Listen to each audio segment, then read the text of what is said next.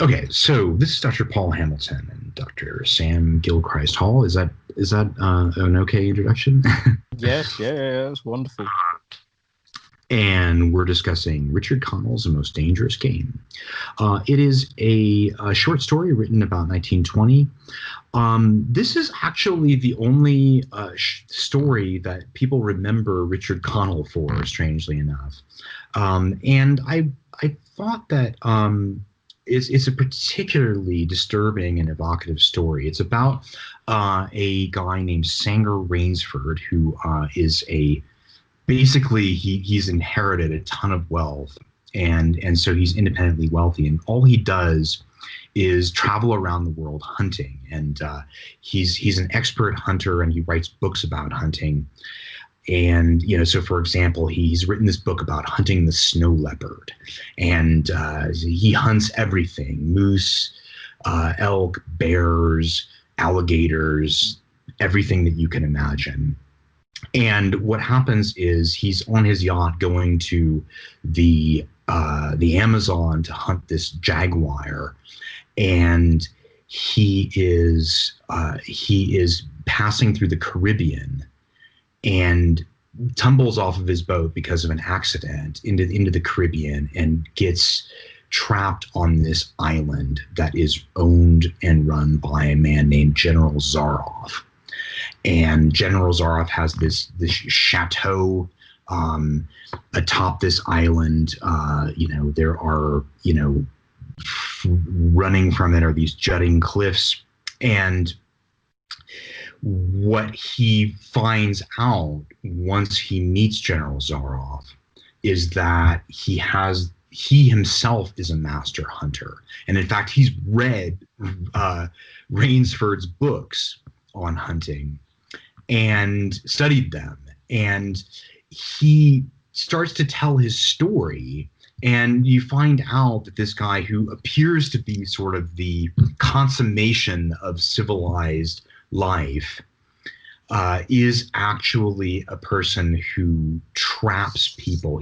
He has led the life of a hunter. He comes from a wealthy, privileged background, and he finds that as he has hunted all of these various animals, he's gotten to the point where he no longer finds hunting interesting. It's just there's no longer any sport. He's so skilled that he's just a kind of machine, and so he no longer gets any he finds hunting interesting. And so because his sole occupation is as a hunter, he has this kind of midlife crisis, and he decides that the one thing that will stimulate him is to hunt human beings. And because he has the means and the resources to do this, he sets up this chateau on this island, and begins the most dangerous game, which is the game is that he has a series of prisoners that he trains in this training camp in his cellar, apparently, and he releases them at a certain time, and he gives them provisions and a hunting knife, and he hunts them down. And of course, the title of the story is sort of a riddle, right? It's sort of the most dangerous game, and you're thinking, well, what game are they playing? But actually, you find out that they're hunters, and the most dangerous game is a pun. It means that the hunted animal, and the most dangerous game is, of course, a man. That to be hunted. And so ultimately, what happens is that Rainsford is of course horrified by what he sees with General Zaroff, and General Zaroff, of course, it doesn't take much to get General Zaroff enamored with the idea of hunting Rainsford, because, of course, what is the ultimate kind of game? The ultimate game is actually going to be the hunter himself, the consummate hunter, because it is only a hunter who's going to be able to match wits with General Zaroff, who's already becoming bored with the prisoners that he captures. He actually has this kind of system set up. So it's in the Caribbean where you get rough waters anyway, but he has this system set up where he turns on these lights to make it look like there's a landing place, but actually, so when there's a big storm like a hurricane developing, then people will come, ships will wander in thinking that they're going to land, and actually they get swallowed up by these jutting rocks. And then he just collects his prisoners from that, and then goes and hunts them. And so it doesn't take much encouragement for him to hunt Rainsford, and he calls it his outdoor chess. They're going to have a game of outdoor chess, and so the rest of the story is about this hunt and how Rainsford, the master hunter, is pitted against General Zaroff, the master hunter, and about how Rainsford learns what it's like to be afraid, learns what it's like to be a prey, learns what it's like to be the hunted. And he's never really had that experience before. I mean, he's led a life of privilege. All he does is go around, and I mean, his entire life has been on the top of the food chain. And so this is sort of his descent into the other side. And I think that, it's a story that in a certain way it reminds me of like a circle of Dante's Inferno, a little bit like the Count Ugolino Archbishop Ruggieri circle, where they're both encased in ice and sort of chewing out each other's brains for all eternity. And it's this there's something very primordial about it, and it hinges off of this idea of the double, that Rainsford meets General Zaroff, but General Zaroff could be easily a nightmare version of Rainsford. Rainsford begins by elaborating his sort of very, very basic philosophy of the hunt. So he is questioned in the very initial opening about why he, about how he loves the hunt, but he's questioned about whether or not he feels for the animals that he hunts. And Rainsford says, nonsense, the hot weather's making you soft. Be a realist. The world is made up of two classes, the hunters and the huntees. Luckily, you and I are hunters. Do you think? And so like that, idea that the world is made up between the hunters and the huntees is precisely the belief system that General Zaroff adopts, only, in a kind of horrific, hyperbolic kind of extreme. So, General Zaroff says later on, life is for the strong, to be lived by the strong, and if needs be, taken by the strong. The weak of the world were put here to give the strong pleasure. I am strong. Why should I not use my gift? If I wish to hunt, why should I not? And so he talks about how he hunts the scum of the earth. And Rainsford says, but they're men, and he says, precisely, that's why I use them. It gives me pleasure. They can reason after a fashion, so they're dangerous. And so Rainsford meets, the embodiment, in a way, a nightmare version of himself. And, in some sense, you could say that this is, you could say it's a class allegory, the rich people eating up the poor. You could say that it is the view of a person who never questions their place in society, never questions their entitlement to do whatever the hell they want. And so the only way that this person ever experiences any empathy for anyone else is when he literally has to become what he himself has been hunting, the prey. Or you could say that, I mean, maybe even a deeper sense, that this, he's raising this question, is this really what we are, at bottom? There's this whole um, contrast, which, has become almost a stereotype in movies nowadays between the hyper civilized man, which is what General Zaroff is, and this and savagery, and he talks about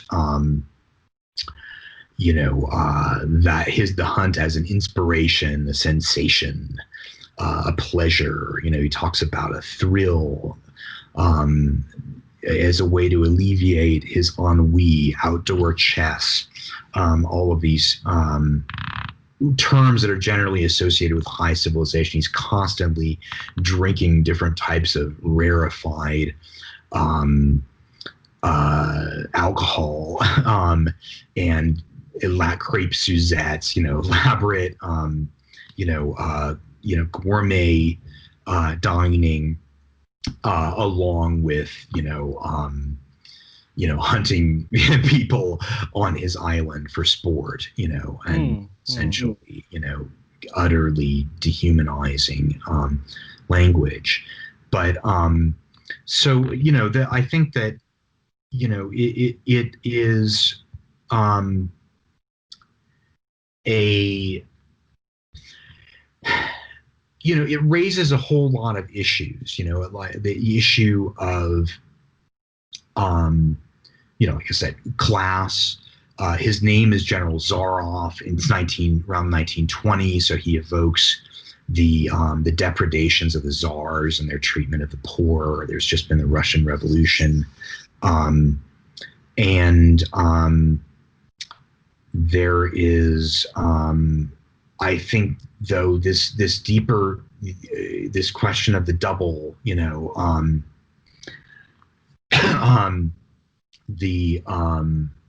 the nightmare version of oneself, that a person meets and is horrified by. I mean, there's a, in one of the interesting, in traditional hunting stories, this is one of the primal fears of hunters, the idea that the tables would turn. So this is why they have all these appeasement rituals for the animals. Well, this is, sorry to interrupt. Yeah. This is, this is obviously one of the major places in which this trope of the hunter turned hunted, which is part of the wider trope of the mundus inversus, the world turned upside down, which is, I did a lot of work on at one stage, is Ovid. And in Ovid's Metamorphoses, Actaeon, the handsome young hunter, is out hunting with his friends and with his dogs, and they're in the forest. And then suddenly he sees a bunch of beautiful women bathing. And rather than making himself known so that they could cover themselves up, he carries on watching them. Then it turns out that it's Diana, the goddess of chastity, who is bathing along with her assistant, whatever they are, sort of nymphs or whatever. And because she's very, very angry that he's been peeping Tom, she transforms him into a stag, and then his own dogs chase him and tear him to pieces, and he's calling to his friends. This Ovid really vamps up the pathos in this, actually. And you have him like a stag when it's being hunted, it cries out, and it's him calling to his friends saying, no, it's me, call off the dogs. And then in the end, his favorite dog is the one that that kills him. So there's definitely this idea of or this fear, not just in hunting rituals and so forth, but also kind of in mythology in general, of the infinite possibility or even likelihood of the tables very suddenly being changed, being turned. Now, of course, the reason I mention this is the thing that's really kind of pathetic in Ovid's rendering of this, which is actually, I think, a traditional story originally, is, of course, that the stag, well, Actaeon, at the end of the story, has self-consciousness. So he is aware of the situation. He is aware that he's been transformed into a deer, and he's aware that his own friends and his own dogs are now hunting him. So that's the kind of the heart-wrenching element of the tale. Likewise, of course, the people on the island are people, so they also have this degree of self-consciousness. In other words, both Actaeon and the people on the island are aware that they're going to die, which is the thing that animals are not aware that they're going to die. They don't suffer from anxiety, as far as we know. But of course, people and people do. So this is one of the crucial kind of things, I think, one of the crucial differences. And it also points to an interesting sort of paradox or whatever, which is that we cannot know what it is like to live without the knowledge that we're going to die. Good point. You know. So we cannot actually imagine that. It's one of those kind of psychological paradoxes or whatever, not really a kind of problematic things. You just don't know. You can't think of an existence like that. So that's the first thing I wanted to say about it. The other thing I wanted to add, and this is something that I know we've talked a lot about in the past, which is the idea. Or sorry, there are two more things. It's getting like the Spanish Inquisition sketch. The first thing I wanted to mention was that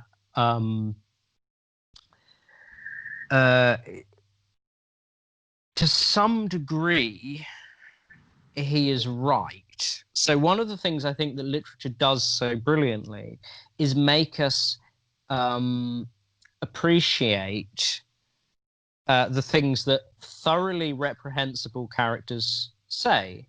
So while we might not agree with what General Zarov says about essentially the world being divided up into two classes of people or whatever, it is like basically true, right? I mean, if you look at the system of, I mean, I'm not trying to be political here, but if you look at the structure of capitalism, you have the exploiters and the exploited. You have the workers and the people who own the means of production. So whatever theory you might want to look at, so although he is bad, at the same time, that doesn't mean that his thinking is bad. This was one thing I wanted to relate. And of course, he's kind of referring to a sort of Hobbesian notion of the universe, isn't he? A Hobbesian notion of society. Good point. That it's a war of all against all. Yeah, that's right. And you need a sovereign in charge. Yeah. And, I don't want to talk too much about this because this is something you know a lot more about than me. But the other thing it put me in mind of course, was my favorite TV series, which is Hannibal. And I think that this is astonishing because Hannibal, he's probably actually based on this character, General Zarov, right? That he is a highly cultivated, interesting, artistic human being. And he obviously hunts and eats people. And that's what he really gets his kicks from. That's right. Right? Yeah. Because like all good hunters, you've got to eat what you hunt, right? And so this is Hannibal in the TV series. And I'm always interested, I've noticed in American series and films, villains always like classical music. And I've no idea why this is, but truly evil people are always represented as liking classical music, specifically for some reason, my favorite composer, which is Bach.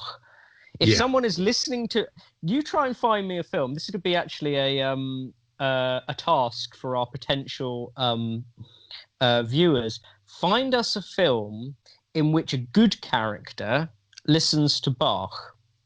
that isn't the biopic of Nina Simone or something, where Bach is used to kind of, and you don't find it. And I think that that in itself is quite important. There's this idea that there is this culture that, far from embodying maybe the great humanistic values of the past, far from doing that, is this kind of weird ether that only the terminally well-heeled and the kind of massively perverse elite can enjoy. Yeah, You know, exactly. which is a fascinating kind of way of arming the masses against high culture. No, absolutely, absolutely, and yeah, no, I mean, it's almost ridiculous. I mean, and like you said, Hannibal Lecter is almost maybe a knockoff or from General Zaroff, or maybe it's not entirely clear to me, but maybe General Zaroff inaugurates a whole lineage of supervillains that are all yeah, Hannibal in the TV series at least comes from Eastern Europe. So there's also this. I think he probably comes from Romania, actually. So there's also this kind of Dracula-esque fantasy going on there. Yeah. Yeah, I mean,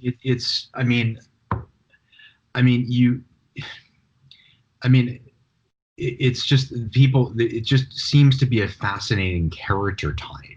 This idea of the highly civilized person who has this savage brutality seething underneath the surface, that immaculate surface, with all of that, the polished and refined manners that somehow those have now become those type of manners have now become an immediate cause for suspicion. I think in the United States, they've always been there's always been a cause of that's always been a cause of suspicion and skepticism or fear because of not because there hasn't always been a wealthy class here, but just because the middle class has so subsumed the identity of the country that it's even Bill Gates doesn't really identify himself as super wealthy. I mean, you can tell just by the way that he dresses and moves. He looks like a college professor who earns, $60,000 a year. He doesn't look like what we might consider somebody like General Zaroff, in terms of the ultra, or Hannibal, the ultra refined manners. So I think that, Americans are sort of an easy audience to pawn this kind of type off of. But I mean, I think that, I wondered about this, I find this story fascinating, and I'm not entirely sure why. I mean, in a certain way, I think that it's, you could say it's rather simplistic. I mean, it's really built off of this kind of, a typical kind of double plot, where he Rainsford encounters his doppelganger in General Zaroff. There are a couple little very interesting little nuggets in that that Rainsford is on his way to the Amazon to hunt the jaguar, and General Zaroff, I think, when he comes to his crisis, his midlife crisis, his midlife hunting crisis, and realizes that animals aren't doing it for him anymore. It's while he's hunting the jaguar, and so there's this sense that General Zaroff is a figure that is in Rainsford's future, and when Rainsford finally survives, and he survives by leaping into the ocean. And General Zaroff returns home and has this very nice dinner. Like you can imagine Hannibal Lecter. He returns to his bedroom to go to sleep, and Rainsford is hiding behind the curtains, the four-poster bed.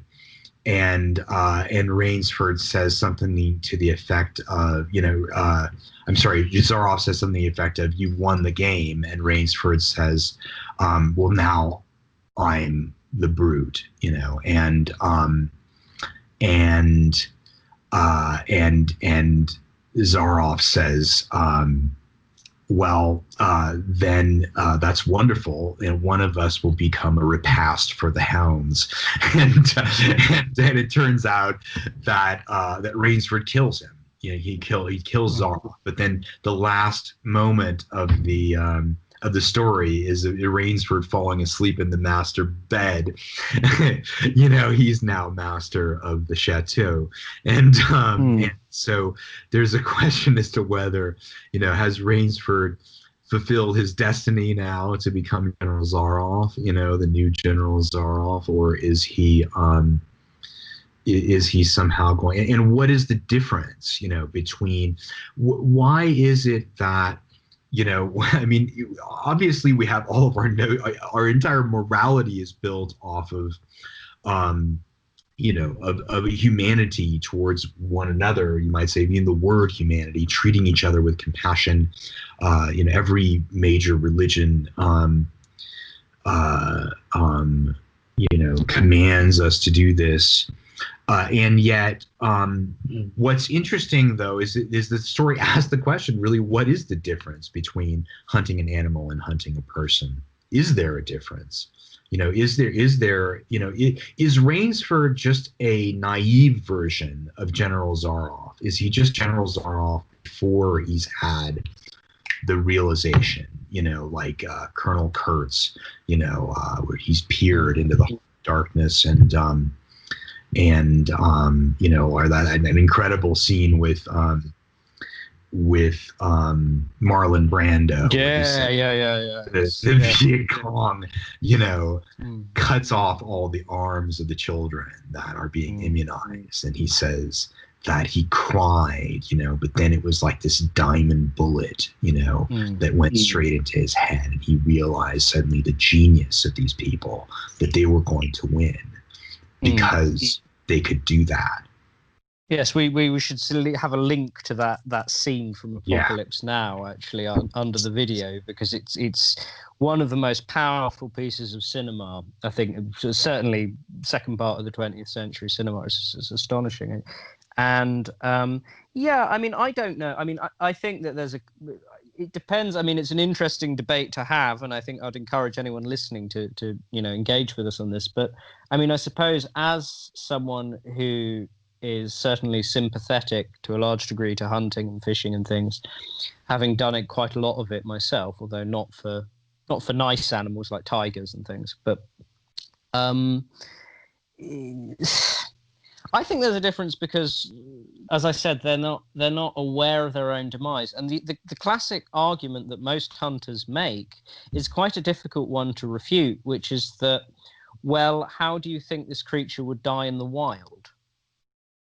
Right. That as we do actually. I mean, if you believe in Darwin, at least, we do live in a world in which essentially it's a struggle between the strong and the weak, and eventually the strong triumph over the weak. This is very much the theory of natural selection, isn't it? That so as uncomfortable as all that might be, coming from the mouth of someone like General Zaroff, at the same time,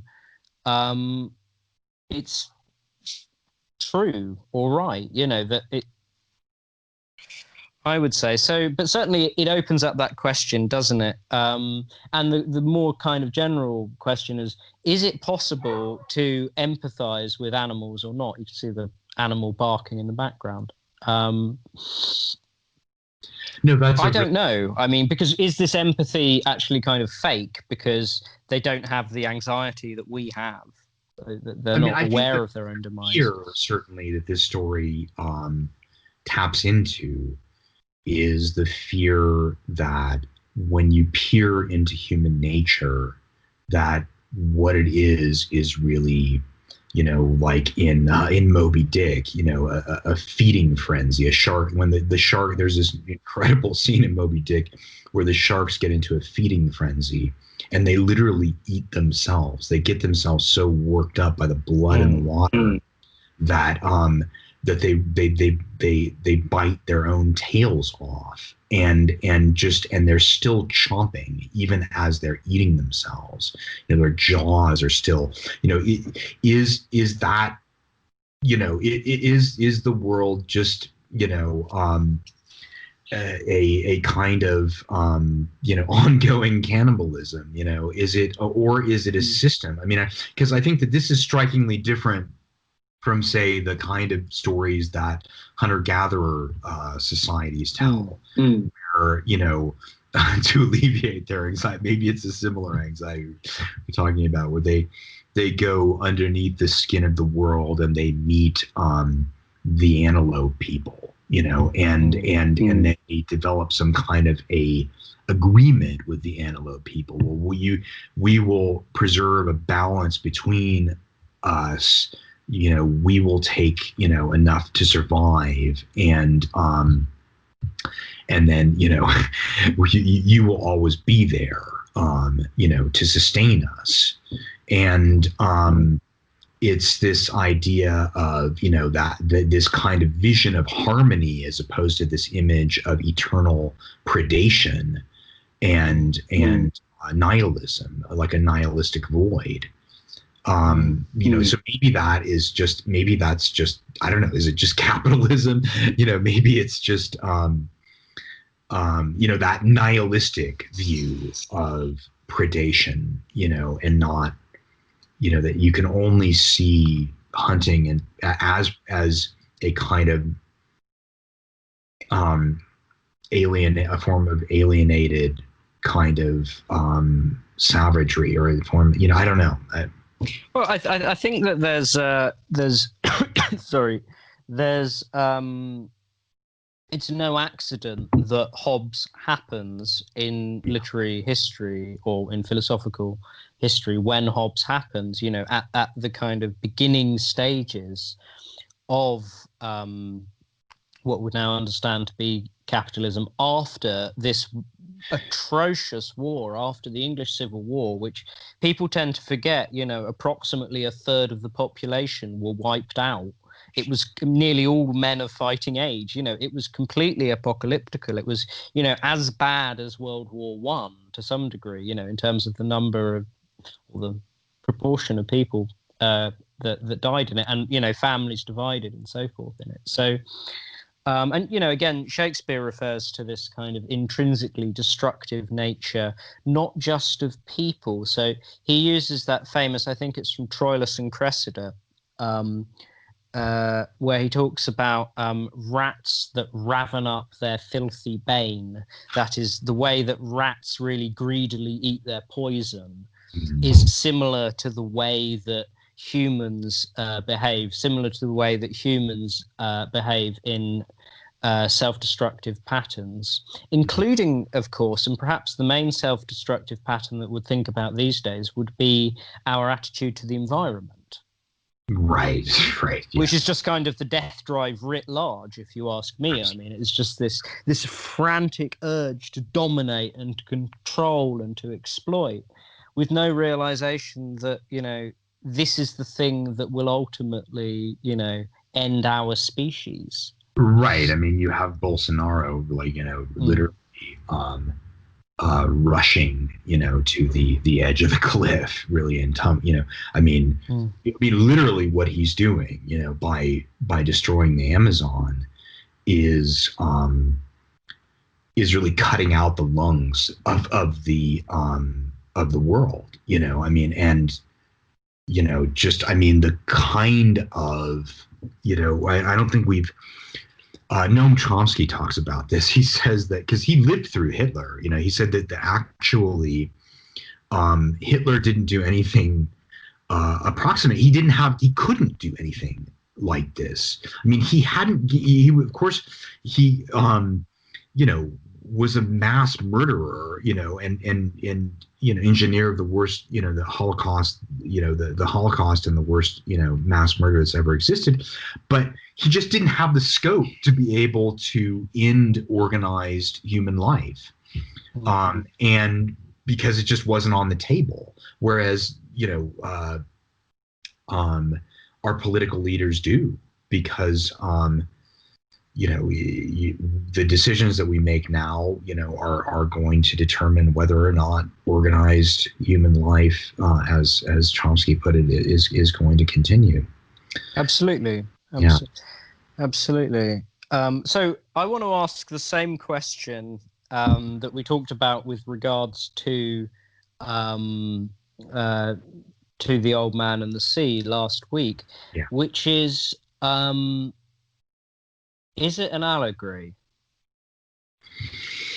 Yeah, that's a good question. Yeah. This is going to be maybe this should just be my only question for this series of podcasts. I don't know. I'll just ask that. That's my only job. That is that's a good question. I think that, yeah, I mean, yeah, that's a good question. I don't know. That's a really good question. I mean, can we distill Rainsford and Zaroff to just, representing kind of two ideas, or an idea playing out? Are they just illustrating an idea that's playing out that Richard Connell wants to illustrate? I mean, in which case it might be, why it's bad to be a hunter, the folly of being a hunter, or capitalism run amok. This is where social Darwinism leads you. It leads you to, it's not it just leads you to an endless circle of predation, a sort of, human, a sort of cannibalism. I think that I think that if it really was that, it wouldn't interest me as much. Maybe it is. Maybe I'm just projecting onto it. Maybe this is actually one of the rare, stories, in which case I don't think I would actually call it a work of art. I feel, though, that there's something else about it that evades that kind of easy explanation. And I think that it's that sense that there is the question about, that are you getting a glimpse into it, like I said, I mean, that it feels like a circle from Dante's Inferno, and that these two figures that seem to be locked into this hunter-hunted relationship. I don't. I mean, I guess it's that I don't really know what it means, and so that's when, I mean, I certainly think that, I mean, the simple answer is that it certainly can be answered. It certainly can be explained that way. I don't think that it's reducible to that, but people will have to answer that questions themselves. I mean, yeah. I mean, this is the sort of, I don't want to say hypocrisy, but I don't know, for want of the better word, that is, not hypocrisy, but the problem with what I'm kind of trying to do at the moment with a lot of my thinking about literature, which is, on one hand, I say, yeah, it's a series of open questions, not, a bunch of propositions that you have to learn. On the other hand, then when people kind of answer the question of, like, yes, it is an allegory, or no, it isn't an allegory, I'm like, yeah, but it also isn't, or it also is. And so I completely agree with you, but I think that, what really ultimately one of the key, and I think it is a kind of ethical lesson for which we can go into maybe next time or something. But one of the key things that sort of literature shows us is what Keats described in his discussion of Shakespeare's King Lear as this negative capability, that is the ability to be in uncertainties. So for me, the answer is it an allegory? It's kind of like, yes, but it's also so much more. Is the old man and the sea an allegory? Well, yes, quite clearly in some places, but it's also so much more. Yeah. And I think really the thing that grips people and continues to fascinate people about literature is precisely this kind of area where it's that kind of extra thing about an artwork or a literary work or a piece of music that cannot be explained away.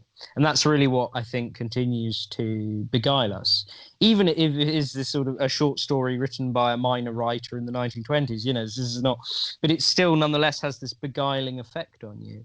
It does. I mean, and I think that the beguilement really is the sense that, I think the feeling that everybody has, and this story kind of plays it out, as a kind of nightmare, that life is something other than our moral intuitions can describe. Mm-hmm.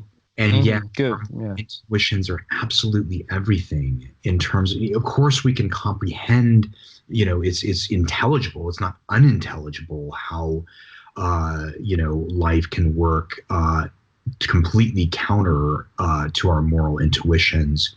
But it's that apprehension, that suspicion that somewhere, if you part the curtains, you're going to see Rainsford there, standing there with a hunting knife, ready to kill you, and that is somehow what reality boils down to, or what life is a struggle for. That there's a struggle at a higher intensity life in which all of these moral intuitions are abandoned, and I just think that because you're talking about what life actually is in and of itself, we never really, you can describe it in certain ways, but we never really do fully part that curtain.